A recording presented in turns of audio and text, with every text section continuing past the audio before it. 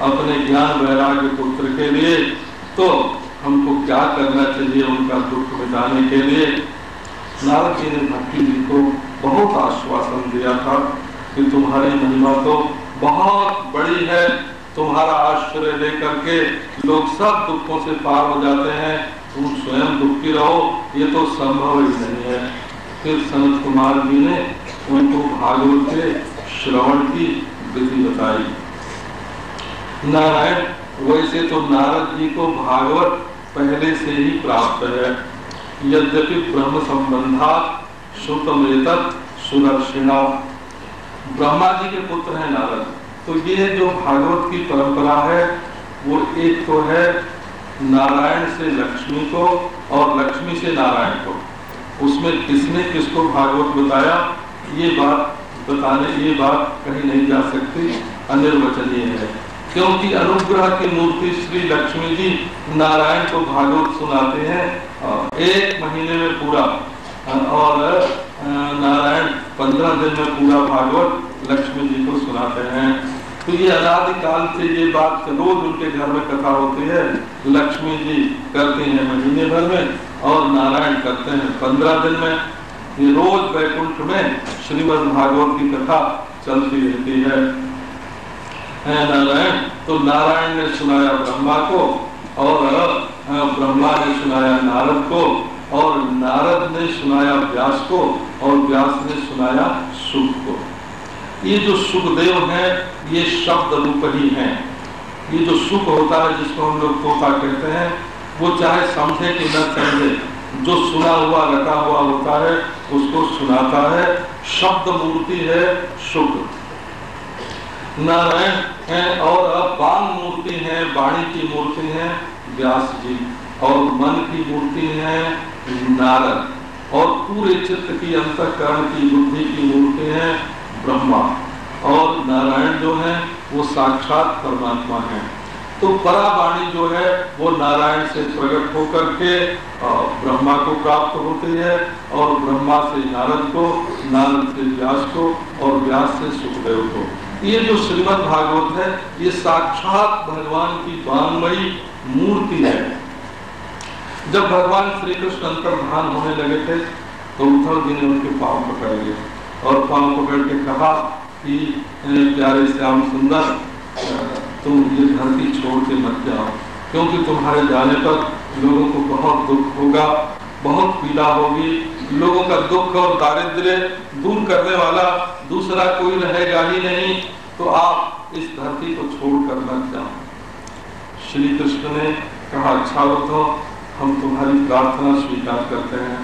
हर बार तो हम यहाँ से जब जाते थे तो वैकुंठ में चले जाया करते थे, गोलोक में जाया करते थे। अब कि हम वैकुंठ गोलोक में नहीं जाएंगे।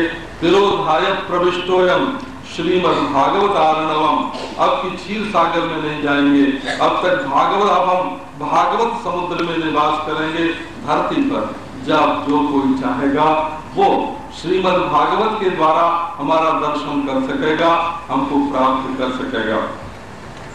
नारायण, तो ब्रह्मा जी ने नारद जी को तो पहले सुनाया ही है, परंतु श्रीमद् भागवत के प्रति इतने लालची हैं बड़े बड़े महापुरुष। उधर शेष जो है वो सनत कुमारों को सुनाते हैं और सांख्यायन को प्राप्त होता है, बृहस्पति को प्राप्त होता है, बृहस्पति से उद्धव जी को, बृहस्पति जी ने साक्षात उद्धव जी को श्रीमद् भागवत का श्रवण कराया था। नारायण, तो एक परंपरा वहां से शेष जी आए बलराम के रूप में, और बलराम ने रोमहर्षण सूत को मिटा करके और उनके स्थान पर अपनी शक्ति से उग्रश्रवा सूत को स्थापित कर दिया। तो शेष परंपरा में भी भागवत आ जाता है। शेष भगवान इसके वक्ता हैं, उधर नारायण वक्ता हैं, इधर शंकर जी पार्वती जी को सुनाते हैं। तो शिव परंपरा में होने से ये मंत्र रूप भी हो जाता है। तो भागवत के एक एक अक्षर मंत्र हैं, जैसे साबर मंत्र होते हैं और उनके जप से, पाठ से सारे दुख दूर होते हैं, इसी प्रकार ये श्रीमद् भागवत के एक एक अक्षर शंकर जी के संकल्प से अनुप्राणित हैं। इसमें शंकर जी का संकल्प भरा हुआ है और इससे जो कोई जो कुछ चाहे वो उसको प्राप्त हो सकता है। फिर तम सनत कुमारों ने नारद जी को भागवत का महात्म्य भी सुनाया और भागवत किस रीति से करनी चाहिए ये भी बताया।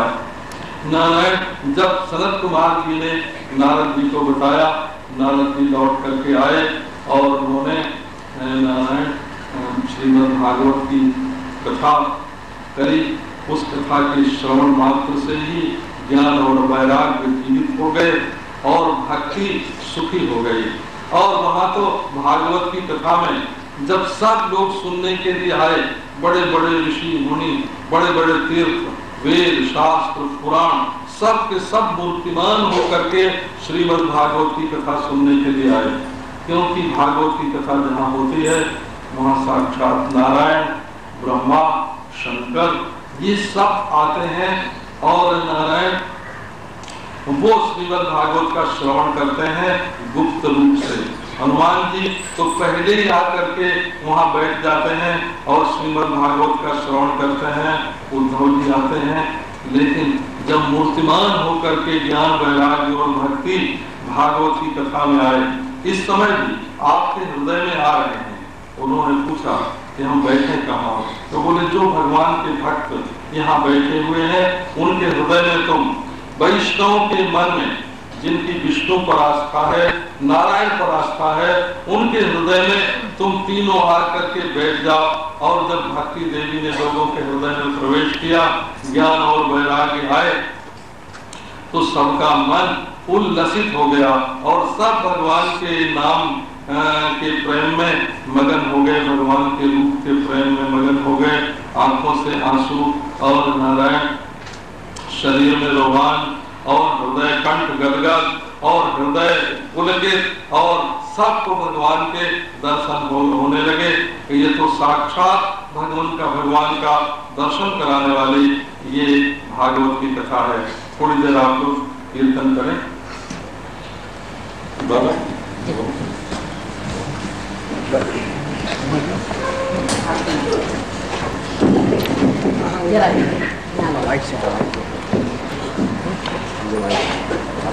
नारायण जीवन नारायण नारायण नारायण श्रीमन नारायण नारायण नारायण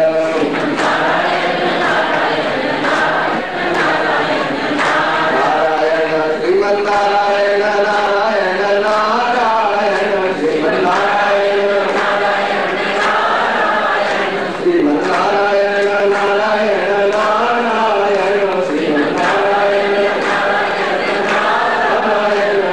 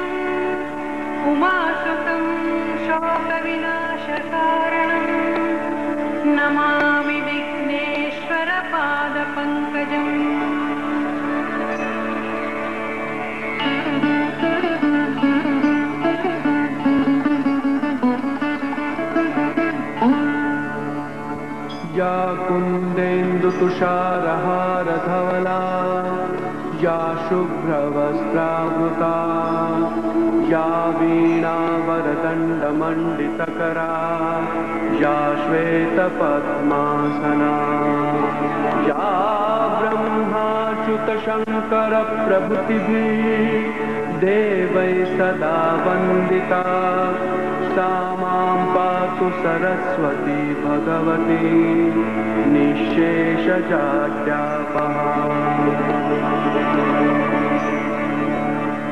गुरुर्ब्रह्मा गुरुर्विष्णु गुरुर्देवो महेश्वरा गुरुर्साक्षात् परब्रह्म तस्मै श्री गुरवे नमः। श्रीमन्नारायण नारायण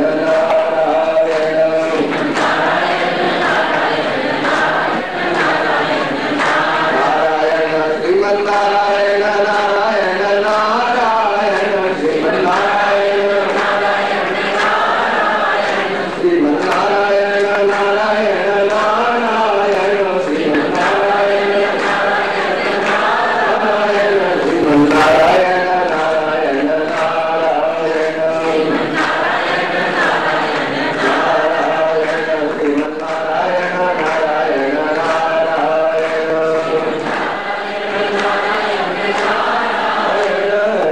श्रीमन्नारायण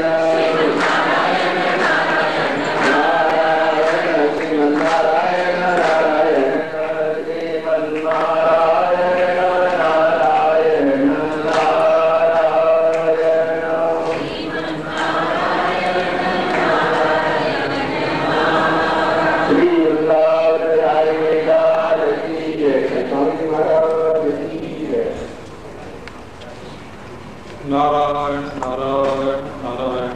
ये जो श्रीमद् भागवत का महात्म्य है, इसके 3 विभाग हैं।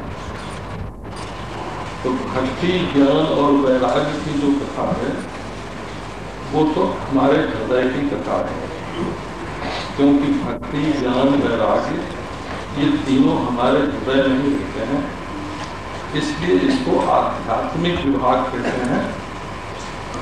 हमारे हृदय को पवित्र करने वाली कथा का रूप भागवत है। और आत्मदेव की जो कथा है वो आदिदैविक विभाग है। एक आत्मदेव नाम के ब्राह्मण थे, नारायण, उनको पुत्र नहीं था और वो घर छोड़ के वन में गए। उनकी पत्नी का बड़े विस्तार से वर्णन है, वो कैसी थी।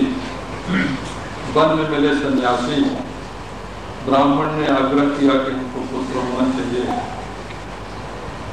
सन्यासी ने कहा तुम्हारे भाग्य में पुत्र नहीं है, परंतु उन्होंने जब बहुत आग्रह किया तब उन्होंने अपने संकल्प से पुत्र दे दिया, फल दिया, एक आम दिया, बहुत बढ़िया फल दिया उनको। वो लेकर जब घर में गए तो उनकी पत्नी ने तो खाया नहीं, क्योंकि पतिदेव का तो मन था कि हमारा वंश चले, और पत्नी के मन में ये था कि हम गर्भ धारण करेंगे तो बड़ा कष्ट होगा।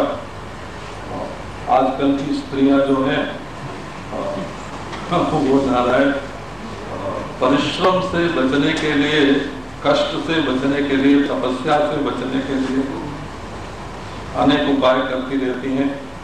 तो वो जो धुंधुली जी थी, उनके लक्षण ऐसे बताए हैं कि सौभाग्य स्थापिका नित्यम, जो उनके मुंह से निकल जाए वही होना चाहिए। और गांव में कहीं लड़ाई झगड़ा हो तो उसमें पहुंच के स्वयं एक पक्ष लेकर के बोलने लगती थी और बोलती बहुत थी, क्योंकि जो बहुत बोलता है वो झूठ जरूर बोलता है और वो दूसरों को तकलीफ जरूर पहुंचाता है। ये बहुत बोलने का आप देख लेना, बहुत बोलने वाला आदमी झूठ जरूर बोलता होगा और दूसरों को तकलीफ से पहुंचावेगा और अपनी अपनी बात पर जिद करेगा, दूसरे की बात समझने की कभी कोशिश नहीं करेगा। तो उन्होंने तर्क वितर्क करके वो फल तो खाया नहीं, गाय को खिला दिया और अपनी बहन से सलाह करके एक धुंधुकारी नाम का पुत्र उन्होंने उत्पन्न किया। अब आत्मदेव जो ब्राह्मण थे उनको तो पुत्र होने पर भी नारायण धुंधुकारी पुत्र हुए, उनको तकलीफ देने लगे, तो वो तो चले गए तपस्या करने और दशम स्कंद का पाठ करके उन्होंने आदिदैविक रूप से गोलोक को प्राप्त किया, भगवान के धाम में चले गए। और वो जो तीसरा विभाग है वो आदि भौतिक विभाग है कि धुंधुकारी जो हैं उन्होंने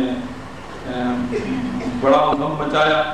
धुंधकारी उधम मचाने वाले होते ही हैं।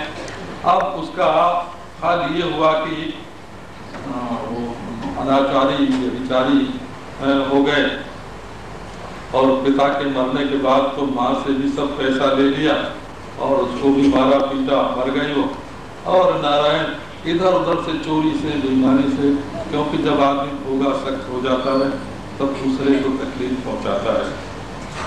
नानुपहत्य भूतानि भोगस संभवति। भगवान नारायण व्यास कहते हैं पातंजल भाष्य में, जो भाष्य में, नानुपहत्य भूतानि भोगस संभवति। जब तक मनुष्य दूसरों को तकलीफ नहीं देगा तब तक वो ज्यादा भोग नहीं कर सकता। स्वयं जब भोगी बनेगा तो दूसरे को तकलीफ देगा, वो तो साफ हो जाएगा। संस्कृत में भोगी माने साफ होता है, दूसरे को कष्ट पहुंचाने वाला बन जाएगा। अब वो तो कष्ट पहुंचाने लगा। तब जो 5 उन्होंने बाजोरी और बाजारू औरतें रख छोड़ी थी, 5। और इंद्रिय जो है 5 इंद्रिय, इनको पंचपर्ण्य बधूकृता, ये 5 बाजारू औरत हैं। ये घर में रहना पसंद नहीं करती हैं, इनकी नजर हमेशा बाहर रहती है। बाजार से ये लाओ, बाजार से वो लाओ। एक तो ये बात हुई और दूसरे बाजारू औरत माने वेश्या। उसने 5 वेश्याएं पाल रखी थी घर में और उन्हें भोग देने के लिए धन की आवश्यकता होती थी, क्योंकि कान को भी सुंदर भोग चाहिए, आंख को भी चाहिए, त्वचा को भी चाहिए, नाक को भी चाहिए, जीभ को भी चाहिए। और ये एक निष्ठ तो होती नहीं है, तो जगह जगह से उसको पैसा लाना पड़ता, चोरी करके, डाका डाल के। अब एक दिन जब बहुत धन लाया तब इन स्त्रियों ने सोचा कि ये तो पकड़ा जाएगा, मारा जाएगा, धन भी जाएगा, तो उसी को मार के उन्होंने कुएं में डाल दिया। तो आत्मा का कभी नाश तो होता नहीं है। एक शरीर वाला रूप तो रहता है भौतिक, एक वासनामय रूप रहता है इस जीव का। और नारायण वो वासनामय रूप जो है वो शरीर छूटने पर भी अपनी वासना के अनुसार बना रहता है। जैसे आप कभी स्वप्न देख रहे हो, स्वप्न में आप कुछ बन के कुछ खरीद रहे हो, कहीं रो रहे हो, कहीं खा रहे हो, पी रहे हो, वो आपका एक शरीर स्वप्न में बन जाता है। उसी समय यदि इस स्थूल शरीर से संबंध टूट जाए तो आपका वो स्वप्न जो है वो बहुत स्थायी बन जाएगा। स्वप्ने यथा पश्यति देहमीदृशम। अब वो स्वप्न कब टूटेगा? यदि ये शरीर रहता तब तो टूट भी जाता, लेकिन अब वो स्वप्न में जो शरीर आपने धारण किया है वो कब टूटेगा इसका कुछ पता नहीं रहता है। तो वो वासनामय शरीर जो है वो स्वप्न के तंतुओं से ही बनता है, स्वप्न की वासनाओं से ही बनता है, परंतु जितना वासना में वेग होता है उतना स्थायी होता है। तो कोई मरने के समय मूर्छित हो जाता है कोई मरने के समय बिना स्थूल शरीर के भूत प्रेत होके भटकने लगता है, किसी का पुनर्जन्म हो जाता है, कोई पितृलोक में जाता है, कोई देवलोक में जाता है, कोई नरक में जाता है, कोई स्वर्ग में जाता है, नारायण कोई भगवान के धाम में जाता है और कोई मुक्त हो जाता है। तो मरने के बाद भी आत्मा का अस्तित्व मिटता नहीं है। दुनिया में जितने मजहब हैं, मजहब वो हो ही नहीं सकता जो मरने के बाद आत्मा को न मानता हो। कोई भी धर्म हो, ईसाई हो, मुसलमान हो, पारसी हो, सिख हो, यहूदी हो, नारायण मरने के बाद सब आत्मा के अस्तित्व को स्वीकार करते हैं। बौद्ध हो, जैन हो, कोई भी हो, ईश्वर को माने कि न माने इसमें तो मतभेद है। बौद्ध जैन ईश्वर को नहीं मानते हैं, लेकिन आत्मा को वे मरने के बाद भी वासनात्मक रूप से मानते हैं। और नारायण मरने के बाद भी सब धर्मों में कुछ न कुछ किया जाता है। नारायण जब धुंधुकारी जी मरे, बड़ी दुर्गति हुई, उनकी प्रेत हो गए। और गोकर्ण जो पैदा हुए थे उस आम के फल से, गाय ने जो आम का फल खाया था महात्मा का दिया हुआ, उससे गाय के पेट से गोकर्ण पैदा हुए थे। और वे तो बड़े धर्मात्मा, सदाचारी, भगवत तत्व के ज्ञाता थे। उनके कान तो गाय के समान थे। और ये उनका नारायण आदि भौतिक रूप का वर्णन किया हुआ है। अभी भी कई तरह के बालक पैदा होते हैं, देखने में आते हैं। किसी के सींग हो जाती है, किसी के 4 हाथ हो जाते हैं, किसी के 6 उंगली हो जाते हैं, किसी के दो सिर हो जाते हैं, किसी के 4 पांव हो जाते हैं। भिन्न भिन्न प्रकार के बच्चे पैदा होते हैं। तो वो पैदा तो हुए मनुष्य के रूप में, लेकिन दोनों कान उनके गाय सरीखे थे, माता की तरफ। बड़े भारी ज्ञानी थे, सदाचारी थे, धर्मात्मा थे। उन्हीं के उपदेश से पिताजी ने तो अपनी मुक्ति प्राप्त कर ले, गोलोक में चले गए। और वो चले गए तीर्थ में। इधर धुंधुकारी की ये दुर्दशा हुई। अब जब कभी लौट के अपने घर में आए तो प्रेत के रूप में धुंधुकारी की का दर्शन उनको रात के समय हुआ। और उसने प्रार्थना की कि हमारी ये दुर्गति मिटाओ। गोकर्ण ने सब महात्माओं से सलाह की। अब सलाह से नारायण कोई समस्या हल नहीं हुई कि इस धुंधुकारी की दुर्गति कैसे दूर हो सकती है, कैसे सदगति हो सकती है। महात्माओं से उन्होंने पूछा। महात्माओं ने ये सलाह दी कि सूर्य की गति का स्तंभन करो। नारायण तो सूर्य की गति का उन्होंने, महात्मा के संकल्प में कितना सामर्थ्य होता है। महात्मा का चित्त ही आकाश है। वो अपने को आकाश चित्त का चित्ती के रूप में अनुभव करता है। आकाश कोश तनवो तनवो महानता, जिसमें सूर्य नारायण घूमता रहता है, वो आकाश मेरा स्वरूप है। और जब संकल्प दृढ़ हो गया, सूर्य को उन्होंने स्तंभित कर दिया। और सूर्य को स्तंभित करके पूछा इसकी सदगति कैसे होगी। सूर्य भगवान ने बताया कि इसके लिए श्रीमद् भागवत का तुम श्रवण कराओ। अब नारायण आपको मैं कई ऐसे उदाहरण दे सकता हूँ। हमारे भाई जी हनुमान प्रसाद जी थे, उनको यहाँ एक पारसी मृत पारसी प्राप्त हुआ था, मिला था समुद्र के किनारे। तो भजन करते थे। तो ये सब तो कुछ नहीं था, मेरे भाई था। और उसने बताया कि हमारे इतने 25,000 रुपये उन जगह रखे हुए हैं, घर वालों को पता नहीं है, आप उनको बताइए, जब मिलेगा तो आपके कहे अनुसार हमारा श्राद्ध कर देंगे। तो भाई जी ने उसका श्राद्ध करवाया। तो हमारा भी ऐसा कुछ अनुभव हुआ कि मरने के बाद आत्मा की सदगति श्रीमद् भागवत से ही होती है। तो गोकर्ण ने फिर सूर्य की आज्ञा मान करके श्रीमद् भागवत किया। और पहली बार तो धुंधुकारी की मुक्ति हुई विधि पूर्वक पाठ करने से। और दूसरी बार ये सामाजिक भौतिक रूपता इसमें यही है कि समाज जो है सुखी हो गया और दुर्गति से मुक्त हो गया, सामाजिक लाभ हुआ। ये सब कथा सुना करके सनकादिकों ने नारद जी से ये कहा कि नारद जी अब तुम भी भक्ति की परिपुष्टि के लिए, संतुष्टि के लिए श्रीमद् भागवत का अनुष्ठान करो। और उसके लिए उन्होंने गंगा तट बताया। वैसे विधि में ये बात कही गई है कि भागवत जब सुनने को मिल जाए तभी सुनना चाहिए, उसमें काल का विचार नहीं करना चाहिए, क्योंकि काल जो है ये तो खंड खंड काल तो कल्पना के अनुसार होते हैं, अखंड जो काल है वो तो एक ही है और हमेशा सब में एक रहता है। नारायण काल को द्रव्य मानने वाले तो केवल नारायण न्याय वैशेषिक जैन और मीमांसक हैं, बाकी सब जो है तो वो तो काल को द्रव्य नहीं मानते हैं। कोई मानता है भगवान का संकल्प है काल, और कोई मानता है महत्त्व की वृत्ति है काल, कोई मानता है अविद्या की वृत्ति है काल, कोई मानता है कि ये तो केवल क्रम जो मालूम पड़ता है पदार्थों में, इससे काल का अनुमान होता है, काल कोई वस्तुता पदार्थ नहीं है। इस तरह काल के संबंध में अनेक, भगवान की ये शक्ति है, ये चेष्टा है, ये संकल्प है, तो बाबा ये ख्याल नहीं करना कि कब हम भागवत सुन रहे हैं, जब मिल जाए दिनानाम नियमो नास्ति सर्वदा श्रवणम मतम, हर समय भागवत का श्रवण किया जा सकता है। और देश के संबंध में ये नियम है कि वैसे गंगा आदि का तट बड़ा पवित्र स्थान है, पर जहाँ भी भागवत श्रवण करने के लिए मिल जाए वो स्थान ही पवित्र हो जाता है।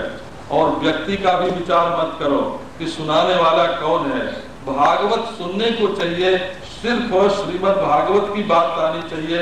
अब भागवत श्रवण करने में यदि भोजन से अनुकूलता रहती हो तो खूब भोजन करना चाहिए हो और सुनना चाहिए, और यदि उपवास से मन लगता हो तो उपवास करके रहना चाहिए, एक बार खा के रहना चाहिए, धरती में सो के रहना चाहिए, अमुक अमुक जो चीजें हैं वो नहीं खानी चाहिए, और अमुक अमुक लोगों से दुनिया की बात नहीं करनी चाहिए, किसी की बेटी की, बहू की, राजनीति की, ये सब चर्चा नहीं करनी चाहिए। अपना मन पूरी तरह से श्रीमद् भागवत में लगा करके श्रवण करना चाहिए। नारद जी ने आयोजन किया महाराज श्रीमद् भागवत का गंगा जी के आनंद तट पर।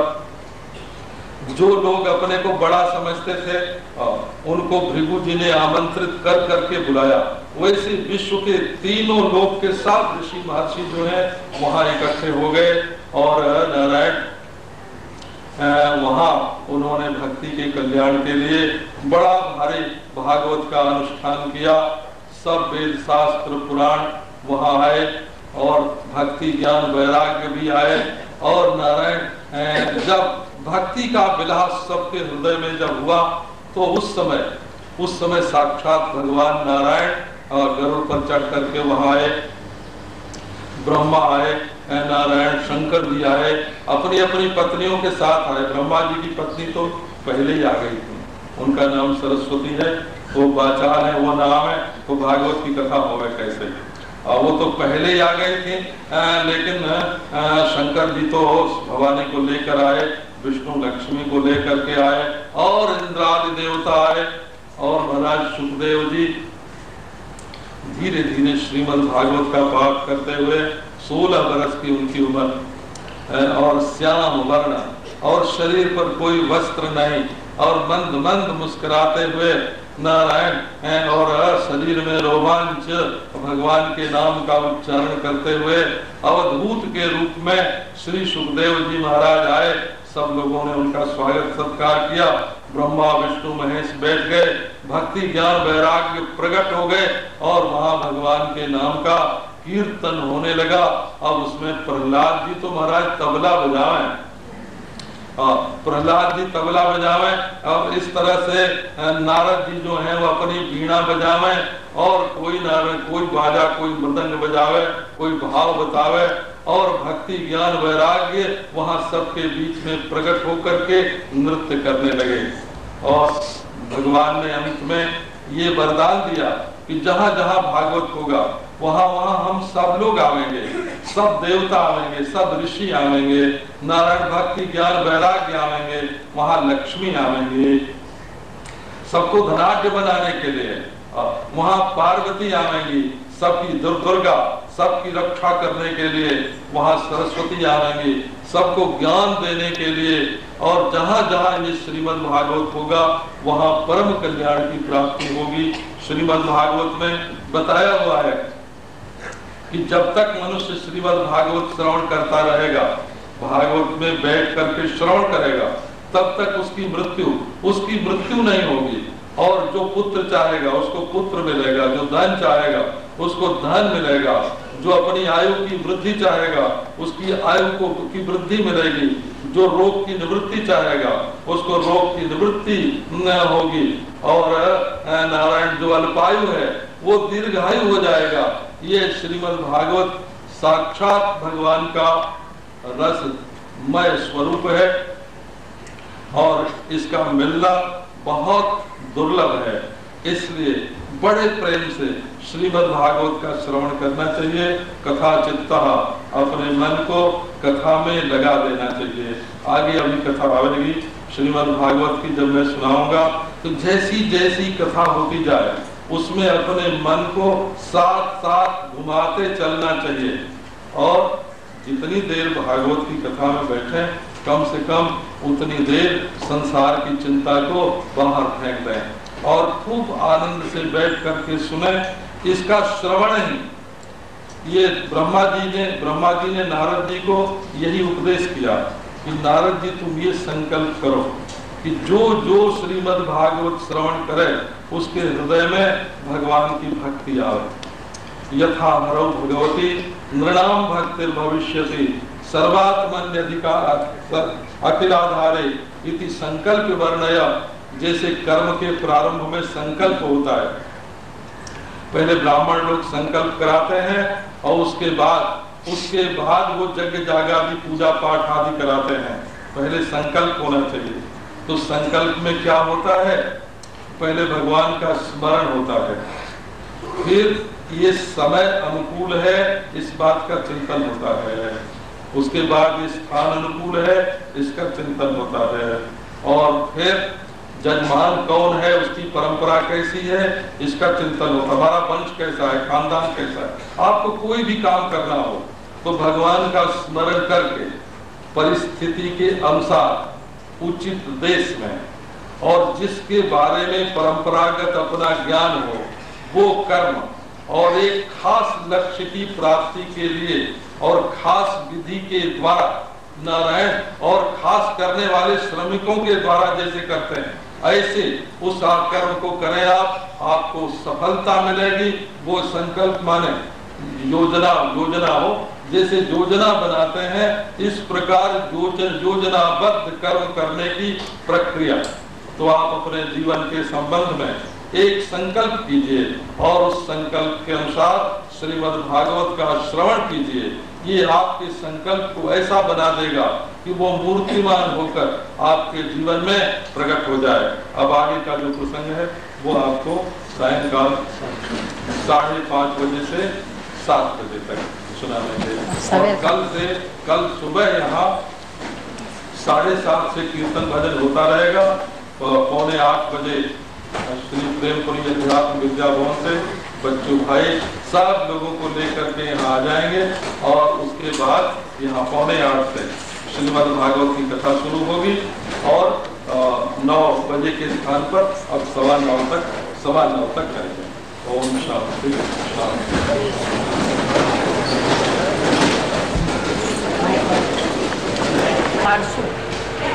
प्रभाकर तो गाँव की बात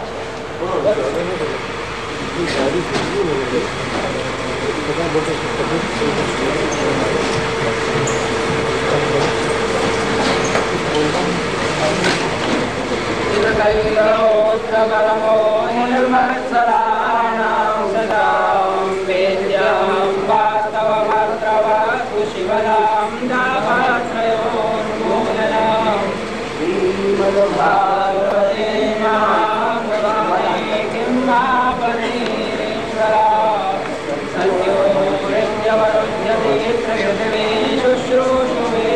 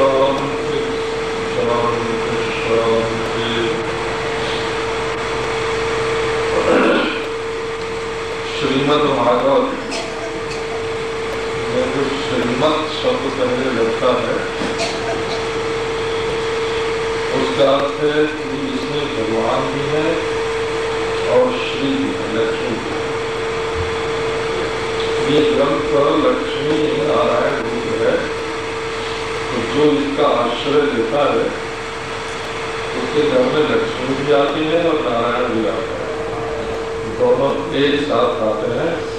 तो श्रीमद् भागवतम है श्री से युक्त भागवत। इसकी बहुत बड़ी शोभा है, ये सबसे श्रेष्ठ है, ये भी श्रीमद् शब्द का अर्थ है। जैसे आजकल किसी का नाम लें और उसके साथ सर लगा दें तो उसका आदर हो जाता है।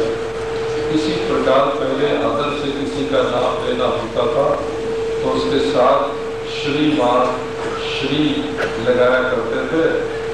कोई श्री शब्द जब विदेश की यात्रा करने गया तो वहां से सर होकर लौट आया, श्री से ही सर लगाया। ये श्रेष्ठता का सूचक और सुख का आनंद का सूचक ये शब्द है। भगवान की अनुग्रह शक्ति का सूचक ये शब्द है। अब भागवत शब्द का अर्थ है, किसी ने भगवान से पूछा प्रभु तुम कहाँ मिलोगे, तो वैसे तो लोगों ने तरह तरह जगह बताई है। किसी ने कहा भगवान वैकुंठ में मिलेंगे, तो किसी ने कहा गोलोक में मिलेंगे, किसी ने कहा ब्रज में मिलेंगे, तो किसी ने कहा अवध में मिलेंगे। तो लोगों के बताए हुए जो पते होते हैं उनमें कभी भूल भी हो सकती है, कभी भगवान मिले कभी न मिले। लेकिन भागवत उसको बोलते हैं कि भगवान ने स्वयं अपने मिलने के लिए जो उपाय बता दिए हैं।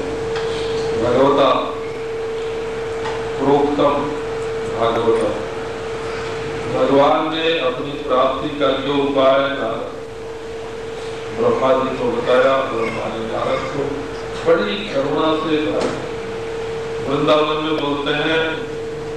किसी गोपी ने पूछा कहाँ मिलोगे प्यारे, तो भगवान ने कह दिया कदम तले आ जाइए,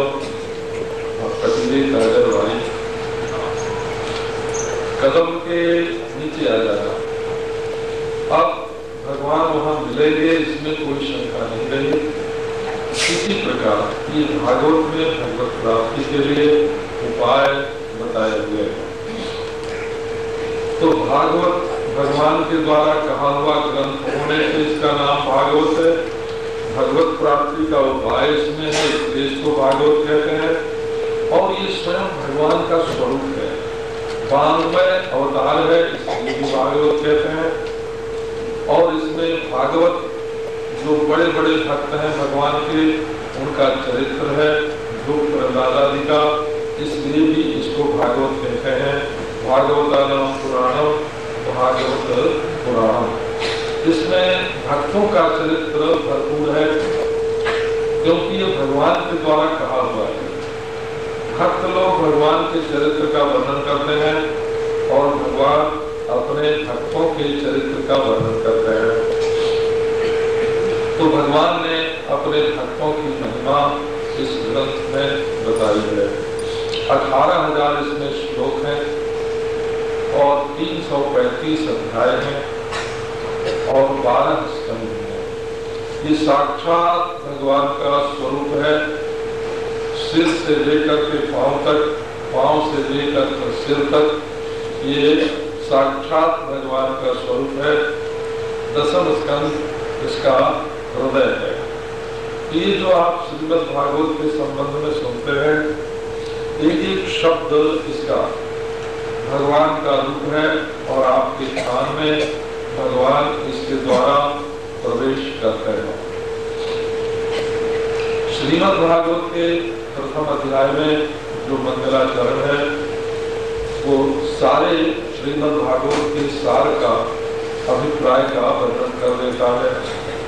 जन्माद्यस्य यतोऽन्वयात् इतरतश्चार्थेष्वभिज्ञस्वरा तेने ब्रह्म ददाति कवये मुह्यन्ति यत्सूरयः तेजो वारिपदा यथा विमयो यत्र त्रिसर्गो मृषा धाम्ना स्वेन सदा जगत्कृतं सत्यम परम धीमहि। इसमें धीमहि पद का प्रयोग है, इसलिए गायत्री का सार इस श्लोक में है, ये बताते हैं। सवितुर माने सवितुर पद का जन्माद्यसिद्धता, ऐसे एक पद का अर्थ है। उपनिषदों में जो बताया कि परमेश्वर से जगत की सृष्टि हुई, उसका भी इसमें वर्णन है।